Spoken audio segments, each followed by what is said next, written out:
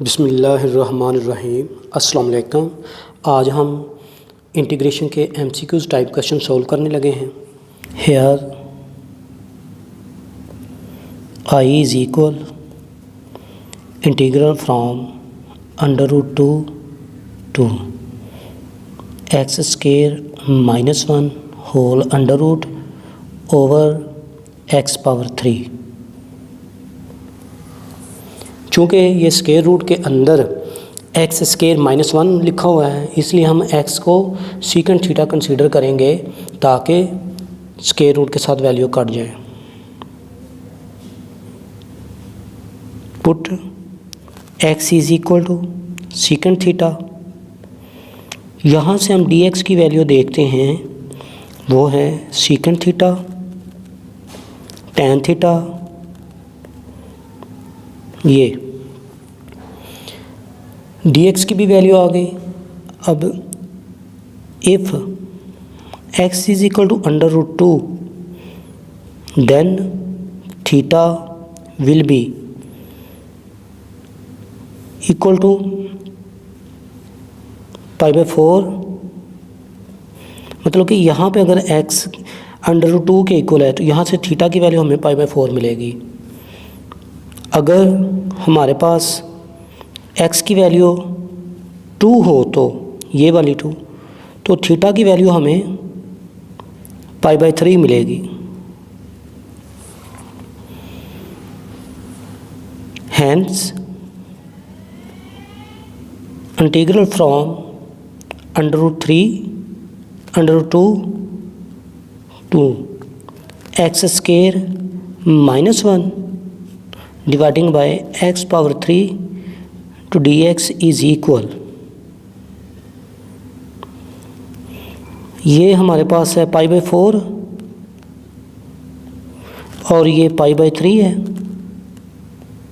तो x square की जगह पे हमने क्या कंसीडर किया, सीकेंट थीटा -1। तो चूँकि ये स्क्वायर में है इसलिए स्क्वायर लिखेंगे ओवर सीकेंट पावर 3 थीटा। तो ये आएगा dx की value secant theta tan theta, secant theta tan theta यूँ।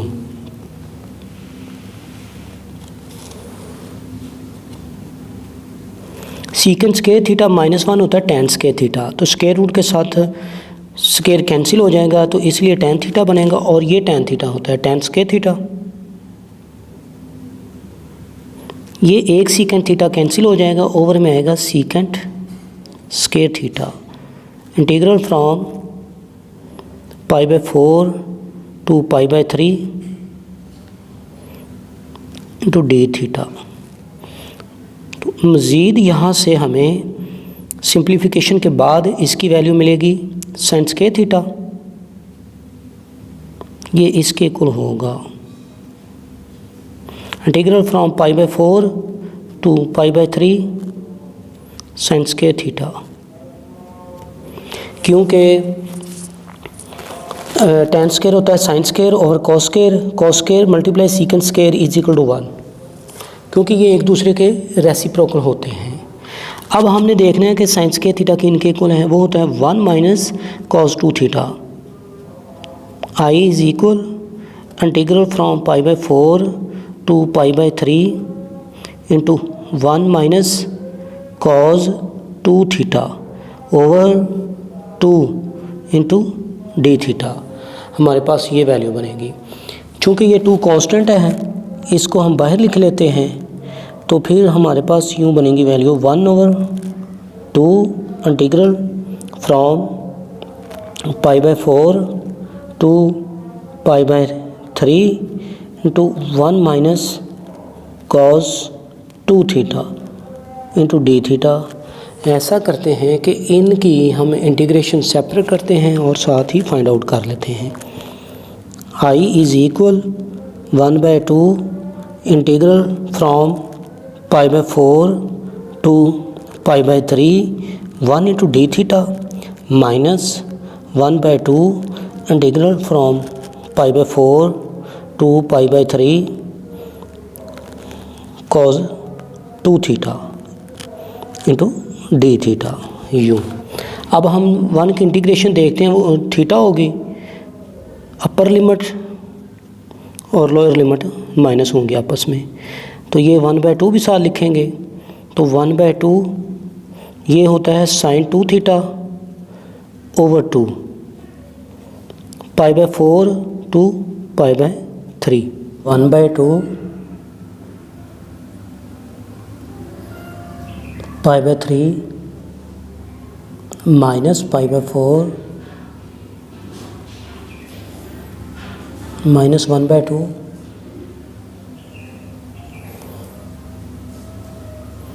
Sign 2 into π/3 over 2 minus sine 2 into π/4 over 2 1/2 π/3 minus π/4 minus 1/2 sine 2 π/3। Second quadrant में साइन की वैल्यू पॉजिटिव होती है, इसलिए पॉजिटिव में आंसर आएगा। √3 ओवर 2 और ये 2 आपस में मल्टीप्लाई हो जाएंगे तो 4 लिखेंगे, माइनस 2 π/4 है तो ये साइन π/2 बनेगा, वो 1 के इक्वल होगा।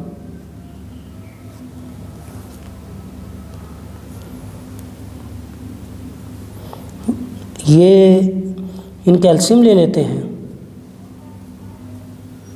12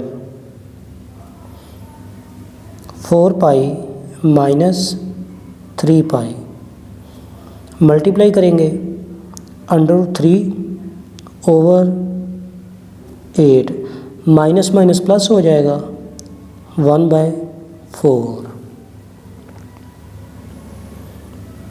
तो ये बन जाएगा pi dividing by 12 2 times 24 minus √3 over 8 plus 1/4। Hence option C is accurate answer।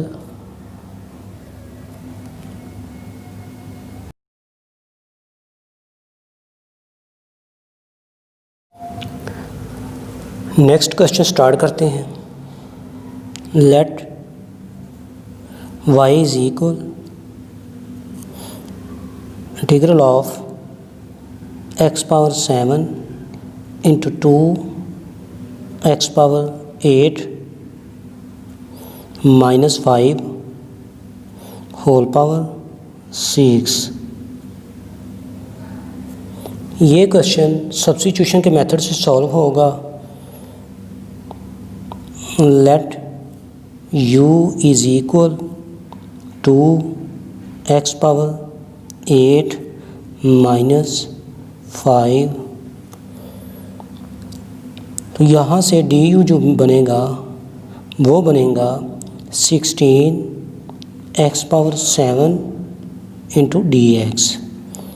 मतलब कि यहाँ से हमें जो x⁷ dx की वैल्यू मिलेगी वो बनेगी 1/16 du।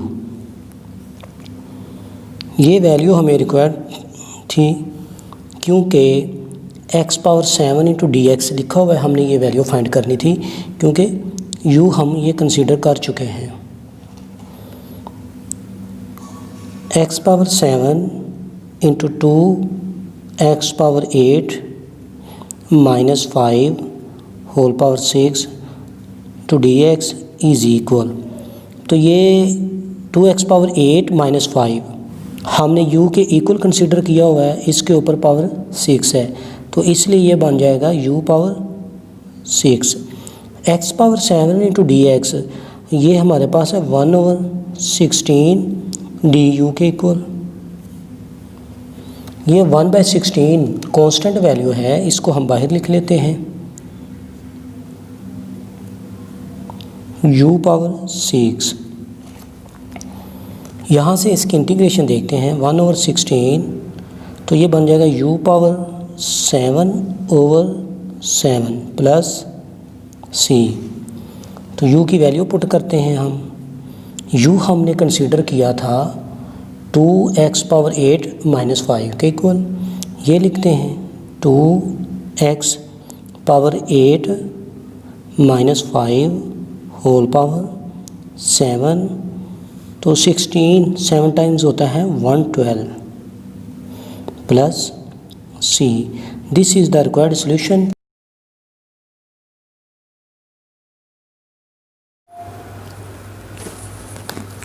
Next question number 3। Here y is equal integral of e power 4x sin 3x to dx। इसकी इंटीग्रेशन बाय पार्ट होगी। Integrating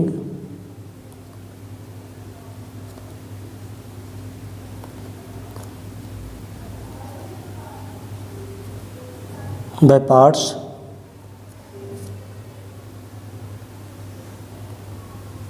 y is equal, first function हम कंसीडर करते हैं e पावर 4x को, second function sin 3x को consider करते हैं, तो इसकी इंटीग्रेशन बनेगी माइनस cos 3x, एंगल का डेरिवेटिव ओवर में आएगा 3 minus double integral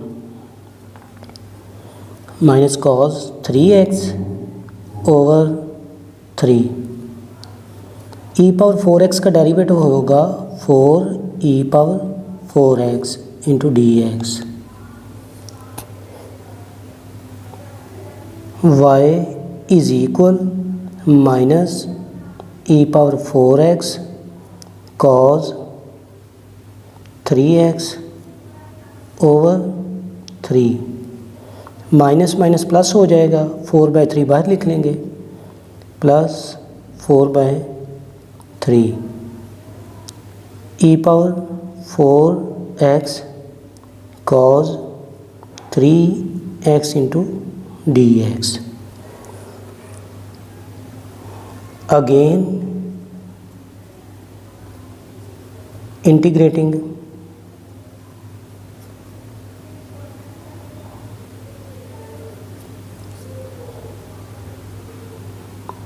y is equal minus e power 4x cos 3x dividing by 3 plus 4/3।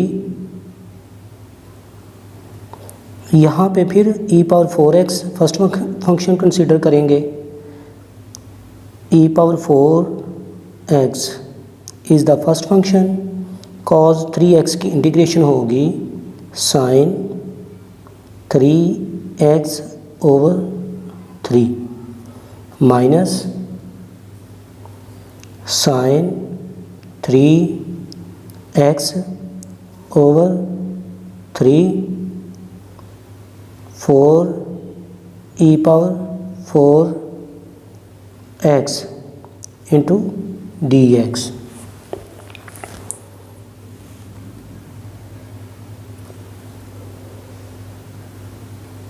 y is equal minus e power 4x cos 3x dividing by 3, तो ये बन जाएगा 4/9 e power 4x sin 3x। ये minus 16/9 बनेगा, तो e power 4x sin 3x plus c y is equal minus e power 4x cos 3x over 3। ये हमने वैसे का वैसे लिखा, ये भी वैसे का वैसे लिख रहे हैं अभी। 4/9 e power 4x sine 3x minus 16 over 9। ये जो वैल्यू है integral of e power 4x sine 3x, ये क्वेश्चन की वैल्यू के इक्वल बन रही है, क्योंकि क्वेश्चन में यही वैल्यू दी गई है y is equal to integral of e power 4x sine 3x। तो ये y के इक्वल हमने कंसीडर किया हुआ है, तो इसलिए इसको y के इक्वल यहाँ पे लिख देते हैं प्लस c। तो ये वैल्यू हम इधर शिफ्ट करते हैं तो प्लस में बन जाएगी, मतलब कि यूँ लिखेंगे इसको 1 प्लस 16 ओवर 9 इंटू वाई। यहाँ से हमने y कॉमन ले लिया। ये हम यहाँ से देखते हैं कि ये 9 इसका एलसीएम आता है, तो ये बनेगा -3 e power 4x cos 3x plus 4 e power 4x sine 3x plus c। तो ये बनेगा 25/9। तो ये इधर जब इसको लिखेंगे तो 9/25 हो जाएगा, मतलब कि यूँ 9/25। तो ये माइनस वाली वैल्यू उधर शिफ्ट कर लेते हैं, प्लस वाली इधर लिख लेते हैं यूँ 4 e power 4x sine 3x minus 3 e power 4x cos 3x over 9 plus c। तो ये 9 के साथ कट जाएगा, ई पावर 4x कॉमन ले लेते हैं, तो यूँ बनेंगी values y is equal E power 4x dividing by 25 into E power 4x हमने कॉमन लिया हुआ है, तो यूँ लिखेंगे 4 sign 3x minus 3 cos 3x plus c। This is the solution. अब हम ये देखते हैं कि ये सॉल्यूशन कौन सा ऑप्शन बन रहा है। ये ऑप्शन हमारे पास सी ऑप्शन बन रहा है, e power 4x dividing by 25 into 3 cos 3x minus 4 sign 3x plus c। C option is the accurate answer. यूँ लिखेंगे C option is the accurate answer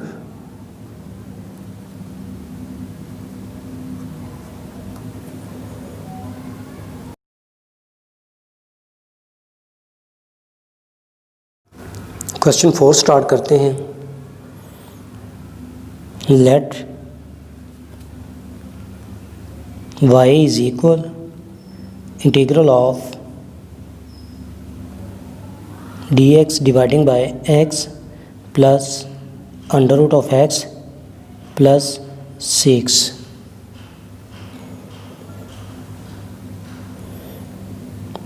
let under root of x is equal to t। Square करेंगे तो x will be equal to t square, then we get dx is equal to t into dt।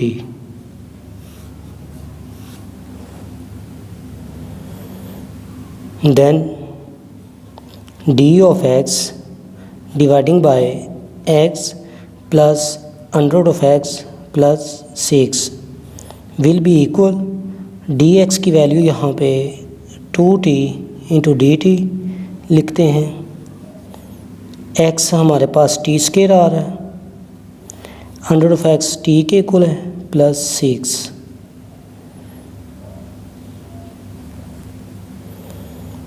इनकी factorisation करेंगे 2t dt over, factorisation करने से हमें ये u value मिलेंगी t plus 2 and t plus 3। 2 into t over t plus 2 t plus 3 dt। Let t over t plus 2 t plus 3 is equal a over t plus 2 plus b over t plus 3। t over t plus 2 t plus 3 is equal t plus 2, ये LCM ले रहे हैं, t plus 3। तो यहाँ पे लिखेंगे फिर a into t plus 3 plus b into t plus 2। ये दोनों वैल्यू सेम है, दरमियान में इक्वलिटी का साइन है, इसलिए इनकी कटिंग हो जाएगी, तो बाकी वैल्यू ये रहेंगी a into t plus 3 plus b into t plus 2। यहाँ पे a को ज़ीरो बनाने के लिए t की वैल्यू -3 होनी चाहिए, इसलिए put t is equal -3, then -3 is equal a into 0, क्योंकि -3 प्लस 3 ज़ीरो हो जाते हैं, b into -3 plus 2। -3 is equal -b implies that b is equal 3। Again put t is equal, अब हमने b को ज़ीरो बनाना है तो t -2 होना चाहिए, तो यूँ लिखेंगे -2 is equal a into -2 plus 3, then we get a is equal -2। So t over t plus 2 and t plus 3 will be equal, a की वैल्यू हमारे पास माइनस है, 2 over t plus 2 plus b की वैल्यू हमारे पास 3 है, 3 over t plus 3। Put in 1,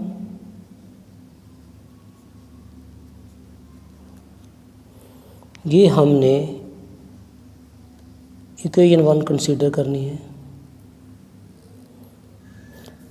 hence ये सारी की सारी वैल्यू हम ऊपर पुट करते हैं यहाँ पे, तो फिर हमारे पास इस फॉर्म में वैल्यूज़ बन जाएंगी 2 integral of -2 over t plus 2 into D T plus 3 over t plus 2 into D T. 2 इसके साथ भी मल्टीप्लाई करते हैं और इधर भी मल्टीप्लाई होगा, तो ये बन जाएगा -2 log into t plus 2 plus 6 log into t plus 2 plus C.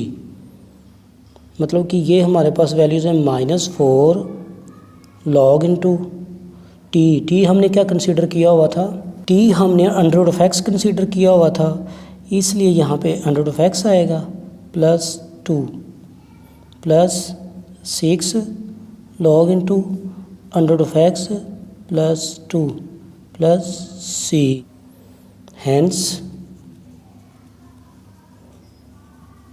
required option is option A.